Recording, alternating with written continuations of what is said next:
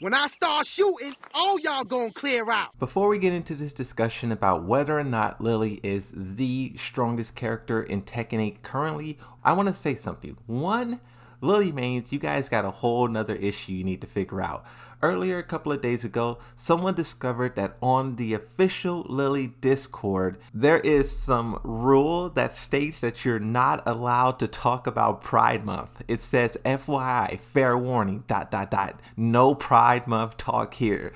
The fact that that's in a Lili Discord is complete madness, chaos. Of course, immediately after this, the players did what they did best and they started to flood the subreddit with as much LGBTQ stuff as possible. Players also noted that on this thumbnail page for the Join the Lili subreddit, there is this World War II German outfit being displayed. The complete level of madness from the Lili players ceases to blow my mind. The second thing that I want to say, I am no stranger to danger. I am no stranger to criticism. I did a video yesterday, characters to buff and nerf in Tekken 8's next update. Now, I knew when I uploaded this video, it was going to be madness, and you guys did not let me down. Do not let bro cook again. Someone else was like, stick to updates and drama, my dude. You don't know enough about the game for this kind of video. Most liked comment on that video. You guys can see the other ones, but I was just so happy.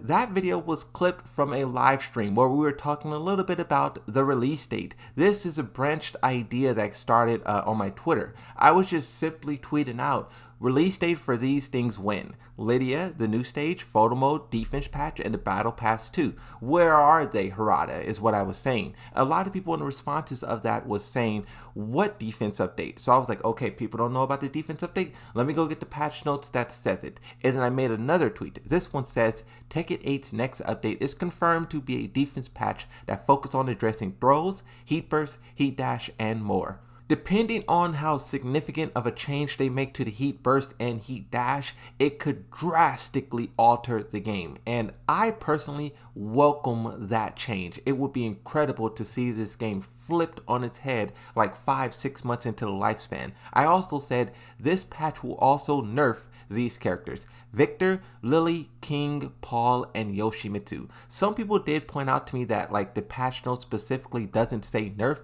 it more so says we want to adjust these characters. Paul Phoenix being an outlier out of these 5 characters, he may not be nerfed, they maybe could buff him, but I do think, like I said in my prior video, some of his guard break setup is pretty gnarly. But when I put this tweet out, it kind of popped off. 340,000 views, 1,800 likes. This tweet from the Moonsault Slayer reinvigorated the player base and their discussion around the update. In response to the Moonsault Slayer's post, Zumio says, Lili being in the same conversation as these characters is crazy. She's literally not that bad. Like, what am I missing? You guys already know how I feel about Lili. If you've seen the past video, I said she is possibly the strongest character in the game. Now, even though I was putting extra on it in that video was filled with hot takes kind of intentionally, but I still think we all would agree that Lili is a pretty strong character.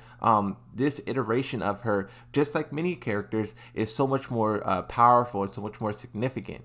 And when people seen this tweet from Zumio, the trolling and clowning immediately started. Another name you guys may be familiar with, Ryujin says, Zoom, I love you, I respect you, but Lili is arguably better than all of these characters. Now mind you, the characters in question is Victor, Lili, King, Paul, and Yoshi. Is Lili the best out of those 5? I would say so. I think Victor's really up there too, Yoshimitsu's really up there too, but definitely those 3 are the top contenders in that conversation. Another person, Zane, says Bushin. Now this is where the first jab initiated. With this single word, Zane is saying that Zumio is so bad at the game, they're like a Bushin rank and they don't understand how strong characters truly are. This is the distinction between players. High level players and like your average player see the game in 2 totally different ways. I say it all the time, but if you played against a professional, like I played against Joe Crush, a few guys now, and they punish everything, they know everything, they play a different version of Tekken than we do. and as such, the average player has a totally different perspective of the game and also their character than in reality. Like, here's the thing too. Our own scale impacts how strong we think our character is. Like, you can play Yoshimitsu and be absolute garbage at the game and you would walk away thinking Yoshimitsu sucks. But if you are competent at the game and you understand it, you will have a better understanding of how your character fits in the whole puzzle of 33 characters, right?